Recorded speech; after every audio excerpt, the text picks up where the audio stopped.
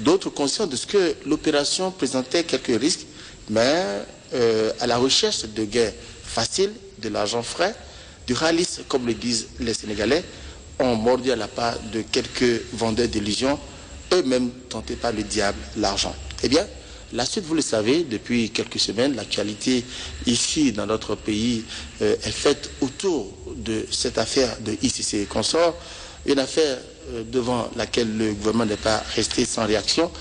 Tout de suite, un comité de crise a été mis en place avec comme bras armé un comité de suivi. Alors, nous allons ce soir avec le ministre des Finances, bonsoir monsieur le ministre des Finances, faire le point de ce qui a été fait depuis quelques temps. Mais avant, nous allons voir rapidement comment la dernière activité, ce qui convient d'appeler le recensement, commence à démarrer sur ces images. Suivons ensemble.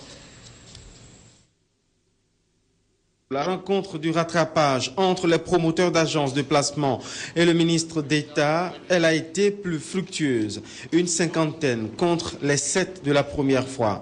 Mais ici, seuls 40 sont retenus comme interlocuteurs valables. En clair, ceux ayant la qualité de premier responsable de leur structure. Nous ne recevons que ceux qui peuvent engager leur structure. Tout autre représentant ou délégué sans procuration est poliment congédié.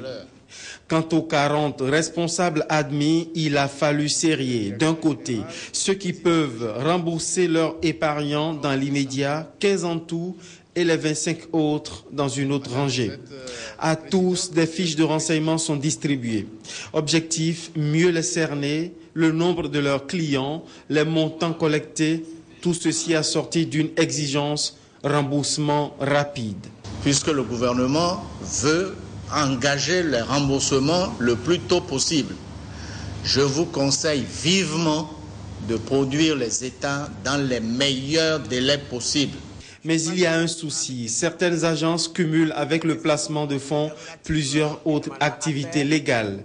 Leurs responsables se plaignent de leur suspension. Pas d'embrouille, avertit le ministre d'État. Il a réponse à ces cas de mélange de genres. On est obligé de fermer ça d'abord. Il n'y a pas de demi-mesure lorsqu'on doit respecter une loi. D'autres patrons de placement se désolent du procès en escroquerie qui leur est fait. Si nous sommes des escrocs, j'espère qu'un escroc, c'est quelqu'un qui est bien organisé dans sa tête. Et s'il veut fuir, il aurait déjà organisé parti depuis. À ce propos, le ministre d'État Koupaki se montre très prudent. Non, moi je ne qualifie pas les choses de cette façon. Ils ont des engagements vis-à-vis de déposants. Il faut qu'on s'organise pour payer les épargnants, les déposants. Ceux qui ne seront pas en mesure de faire face à leurs engagements, mais ils s'exposeront à la rigueur de la loi. Voilà qui est clair. Monsieur le ministre, voilà qui est clair. Vous étiez à cette rencontre. Alors dites-nous, après avoir rencontré ces responsables, alors qu'est-ce qui se dégage de façon globale? Merci, M. Todomé, pour l'invitation que vous m'avez fait de venir parler de ces activités qui ont été menées depuis quelque temps dans le cadre de la gestion de ces situations assez particulières.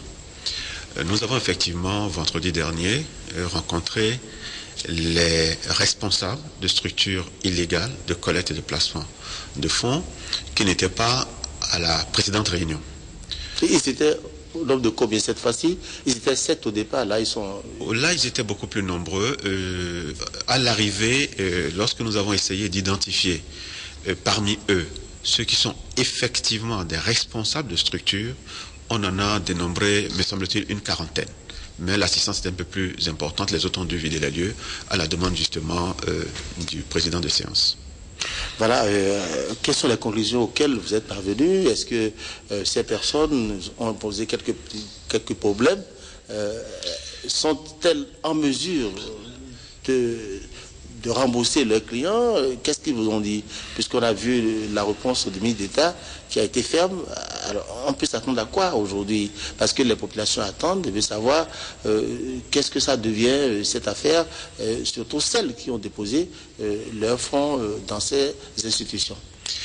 Oui, alors, il faut d'abord préciser que cette réunion avait effectivement pour but de recenser ces responsables qui étaient, je l'avais dit tout à l'heure, absents à la précédente réunion. Il nous fallait savoir qui ils étaient, n'est-ce pas, en tant que personnes physiques. Il nous fallait savoir quelles étaient les structures au nom de quelles ils agissaient, les identifier, leurs coordonnées, etc. Et il nous fallait également avoir des indications sur leurs avoirs et leurs biens. Avoirs liquides, en banque, en espèces, et les biens immobiliers, placements, entreprises, etc. Tout ce dans quoi ils ont pu investir pour que nous puissions apprécier globalement la possibilité qu'elles ont, chacune, de pouvoir faire face à leurs engagements. Vous le savez, certaines n'ont pas cessé de dire depuis quelque temps que en dehors de ICC, les autres sont capables de payer et que c'est le gouvernement qui, parce qu'il a ordonné le blocage de leur compte en banque, ne leur permet pas d'évoluer. Bien évidemment, le gouvernement qui a pris cette mesure en toute connaissance de cause ne pouvait pas, tout simplement, parce que la rue le demande, libérer les comptes, qui était un élément probablement qui va servir au remboursement des déposants dont vous parlez à l'instant. Donc, il fallait s'assurer de leur capacité à pouvoir rembourser avant de faire quoi que ce soit. Alors, pour apprécier cette capacité, il fallait savoir de combien disposent-ils individuellement en compte, de quelles espèces disposent-ils, et ensuite, il fallait savoir s'ils ont des biens. Il nous est apparu, certains ont déclaré qu'en dehors de la collecte des ressources, des fonds, ils investissaient également dans des entreprises. Certains seraient dans le transport, dans la restauration, certains seraient des promoteurs immobiliers, dans le bâtiment, etc.